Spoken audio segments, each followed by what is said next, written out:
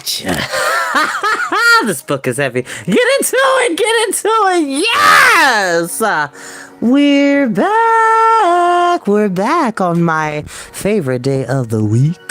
Welcome back to Storytime with us. As I always say, you don't have to watch these videos when they go live. You're more than welcome to watch them in your downtime, nap time, max relaxing, chillaxing time, in between time, mean time, scheme time, study time, break time, CP time. Anytime that you want to hear a highly animated voice bring you wonderful stories of magic, fantasy, science fiction, adventure, and many, many more in between. We are back in full effect because we were last here. Bran and Will had entered into the Lost Lands, into the city, and they entered into a building which I'm gonna just go ahead and call it out for what it is. It's a library, but it's a library of Akashic records. It's a library of memory, of knowledge, neither of the light or the dark. It is just a place of knowledge and introspection. And now the boys have met this mysterious and quite jovial figure named Gwion, who's basically going to be their tour guide. My apologies, y'all. I caught a little bit of soot as I was trying to sage and smudge my house earlier, but that's okay. Okay. Let's go ahead and get started, because we're about to... Gwion told him, he was like, well, there is the Lost Land, then there is the city, then there is the... He said there's the city, the country, and the castle. And the castle is where the crystal sword, Erias, is supposed to be. So we're going to see what happens next. So sit back, relax, buckle up. Chapter 10, The Rose Garden.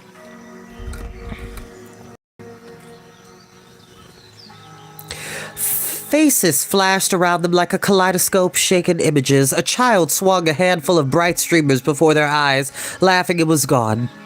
A hopeful flurry of green-necked pigeons swooped by. They passed a group of people dancing where a tall man decked with red ribbons played the flute, a gay, catchy little tune. They stumbled almost at a pace on the gray paving over a fragile, crumpled-looking old man who was drawing with chalks on the ground. Will had a sudden startled glimpse of the picture, a great green tree on a rounded hill with a bright light shining out of its branches. Before the flute player led the dancers past him in a flurry of music, and he was whirled away. Gwion's bearded face was still there in the crowd, moving beside him. "Stay close," he called, but Will noticed now that no other eyes than Gwion's ever met their own in this crowd. The people all around seemed able to see him now and glance as they would glance at any other passerby, instead of turning a blind, unwitting face to someone who was, for them, not there. Yet nobody properly looked at him or at Bran. There was no recognition, no glimmer of the interest they showed in one another. He thought, "We have come a little way along. We are here now, but only just. Perhaps they will really see us later on if we do well at whatever it is we are expected to do." Laughter swelled in the crowded square from a circle of grinning faces watching a juggler. Marvelous smells wafted past from stalls selling food. A fine spray caressed Will's face, and he saw the glittering drops of a fountain tossed in a diamond stream up to the sun and down again. He saw Bran in front of him, pale face, a light behind the dark lenses, laughing as he shouted something to Gwion. But there was a stir in the crowd, heads turning, bodies pressed back against Will. He heard the hooves of horses, the jingling of harnesses, a creaking and rumbling of wheels. Through the heads of the crowd he could glimpse riders bobbing by, bareheaded, dressed in blue. The rumbling grew. He could see a coach now, its roof dark blue and splendidly curlicued in gold and blue plumes, tossing before it from the foreheads of tall midnight black horses. That is some alliteration right there. That is, wow. That just rolls off the tongue. Curlicued in gold and blue plumes, tossing before it from the foreheads of tall midnight black horses. This just flows beautifully. Hoofbeats slowed, wheels squeaked on the stone street. The coach stopped, rocking gently to and fro. Gwion was close again, drawing Will and Bran forward. The crowd parted easily, respectfully, each one making way instantly at the sight of Gwion's erect gray head. Then the coach was before them, suddenly enormous like a shining blue ship, swaying there on strong leather straps hung from a high-wheeled curved frame. A crest was engraved in gold on the glossy door. Higher than Will's head, the black horses stamped in blue. There was no coachman to be seen. Gwion opened the coach door and, reaching inside, swung down a step for mounting. "Come, Will," he said. Will looked up, uncertain. Shadows hid in the inside of the coach. No harm, Guion said. Trust your instinct, old one. Will looked sharply, curiously at the small, creased eyes and the strong face. He said, Do you come too? Not yet, Guion said. You and Brad at first. He helped them up and shut the door. Will sat looking out around Guion. The crowd eddied and chattered once more, beginning to resume its own affairs. Patchwork bright in the sunshine. The coach inside was cool and dim-lit, with deep padded benches, leather-smelling. A horse whinnied, hooves clattered, and the coach began to move. Will sat back, looking at Brad. The white-haired boy pulled off his glasses and grinned at him. First horses, then a coach and four. What'll lay over us next, then? They think they'll have a Rolls-Royce? But he was not listening to himself. He blinked at the buildings moving past the windows and propped the dark glasses back on his nose. A great bird, Will said softly, or a griffin or a basilisk. He too looked at it again, at the brightness moving with the jolting sway of the leather-slung coach. So, really quick note, because if you notice he said a great winged bird, a griffin, or a basilisk. Now, a griffin is a mythological creature that has the body of a lion and the wings of an eagle, and the head and wings of an eagle, but the body of a lion. That's a griffin. The best adaptation of a griffin, in my opinion, is specifically in the live-action movie of The Lion, the Witch, and the Wardrobe, starring Liam Neeson as the voice of Aslan, and Tilda Swinton as the White Witch, aka Queen Jadis. Yes. There's a whole battle scene towards the end of that movie where these beautiful, huge griffins fly into the battle. It's just great. Now, a basilisk is really interesting because some people get this a bit wrong. So there's the cockatrice and the basilisk. They come from the same mythological family of creatures. They both are able to turn creatures into stone. So most of the time, people would assume a basilisk is like what you saw in Harry Potter Chamber of Secrets, where it's a giant snake that can, make people be unable to move by just staring at them. That's half right. So a basilisk, in traditional form, would be a snake that not only can hypnotize you with its gaze, but can actually turn you into stone. A cockatrice is similar to that fact. It's kind of like a bird-like creature that's very short, but has incredibly sharp talons and has the ability to turn people into stone and can shoot out venom. It's quite deadly. So it's interesting Will brought that up, sorry. But yes, let's continue our reading. Few people were to be seen here. They were moving along a broad street lined by curving arcades of houses that seemed to be startlingly beautiful with their clear lines and arched doors and wide-set even windows and walls of warm golden stone. It had never really occurred to him to think of buildings as beautiful before. Brand said haltingly, speaking the same thought, It's such a well-made place. Everything the right shape, Will said. That's right. I mean, look at that. Brand leaned forward, pointing. Set among the houses was the high, curving entrance to a magnificent, pillared courtyard, but the coach had passed before they could see what lay inside. The world seemed to dim a little. Will saw that the sunlight was gone. They sat swaying in the coach, hoofbeats loud in their ears. Still, the light seemed to die. Will frowned. Is it getting dark? Must be clouds. Brand stood, braced between seats, and gazed out, clutching the door. Yes, they are. Big grey clouds up there. Looks like a real summer storm cooking up. And his voice rose a little. Will, there were riders dressed in blue in front of us, weren't there? That's right. Like in a procession. No one there now. Nothing ahead, but something following.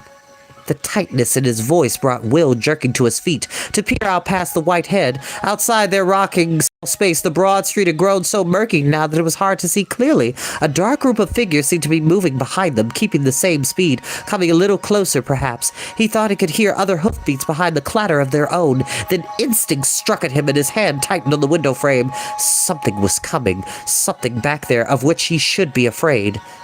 What's the matter? Brad said and gasped as a sudden lurch sent him sprawling back into the seat of the coach.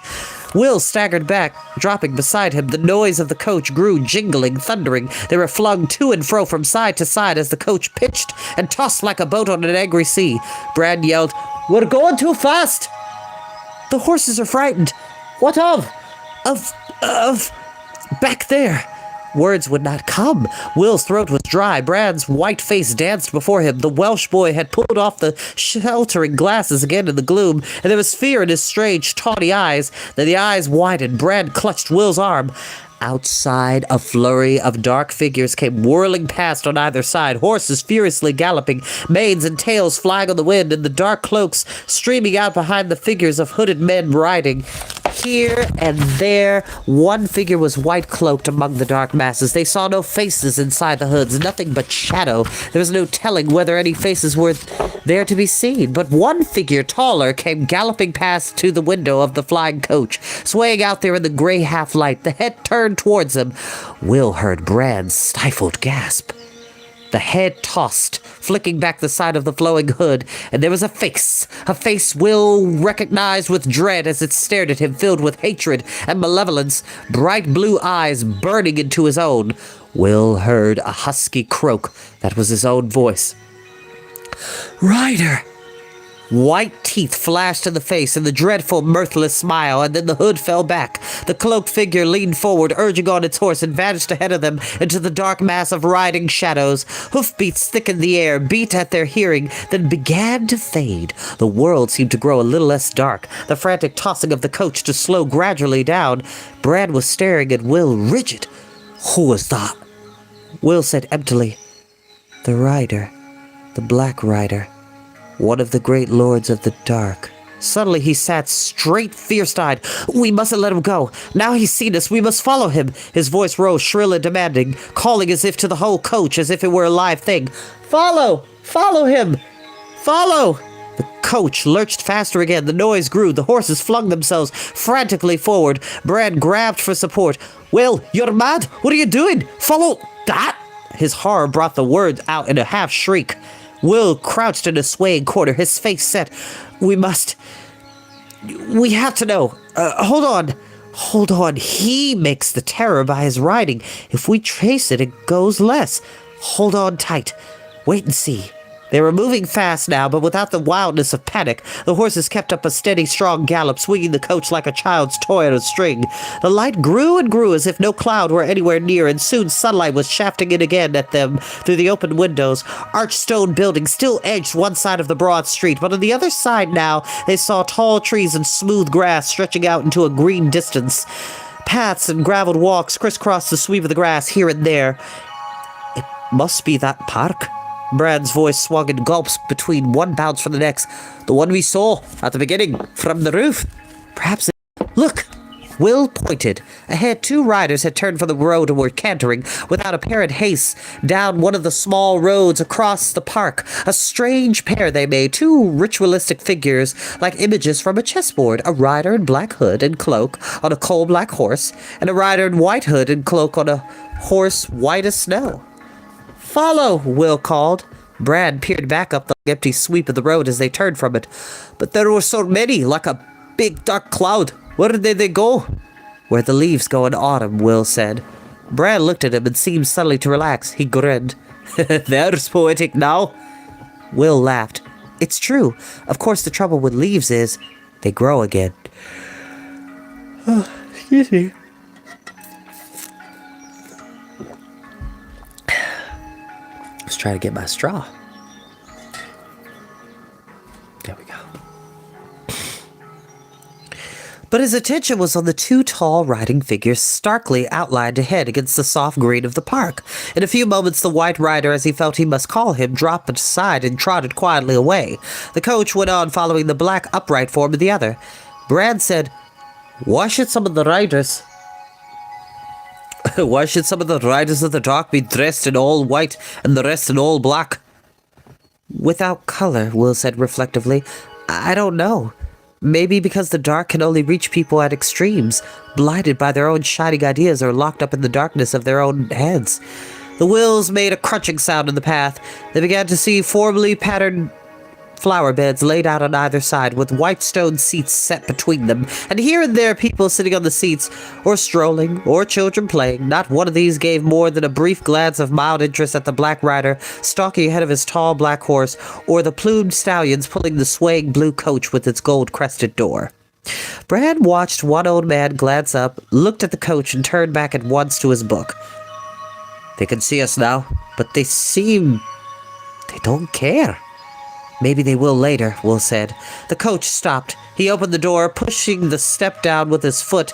They jumped down to the crunching gravel of the white path. Then as they saw what was all around them, both paused, held for a moment by delight. The air was heavy with fragrance, and everywhere there were roses, squares, triangles, circles of bright blossom patched the grass all around, red and yellow and white and all colors between. Before them was the entrance to an enclosed circular garden, a tall arch in a hedge high of tumbling red roses. They walked through, almost giddy with the scent. In the great circle of the garden inside, formal balustrades and seats of white marble were set around a glittering fountain where 3 white dolphins endlessly leapt, spouting a high triple spray of tasseled drops with a faint arcing rainbow caught over by the sun. And as if to offset the cool lines of the marble, mounds of roses billowed everywhere, enormous bushes growing rampant, tall as trees. That is a poetical piece of a paragraph. That is beautiful. A+, yes. Before one of the largest shrubs, a spreading sweet briar with small pink flowers and a fragrance wafting from it sweet as apples, there stood like a black brand the figure of the rider on his tall, dark horse. Will and Brad drew level with the fountain and paused, facing the man and horse a little way off.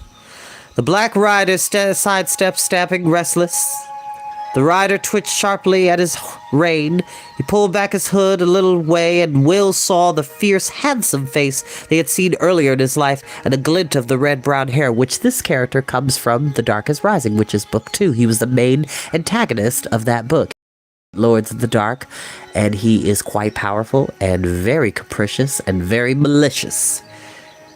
"Well, Will Stanton," said the rider softly, "it is a long road from the valley of the Thames to the Lost Land." Will said, "And a long road from the ends of the earth to which the wild hunt harried the dark." A grip like pain flicked over the rider's face. His head quickly enough to hide a dreadful scar across all his further cheek. Turning was brief. In another instant he was erect again, his back a straight, proud line. "That was one victory for the light, but only one," he said coldly. "There will be no other. We have reached our last rising, old one. We are at the flood. You have no way of stopping us now."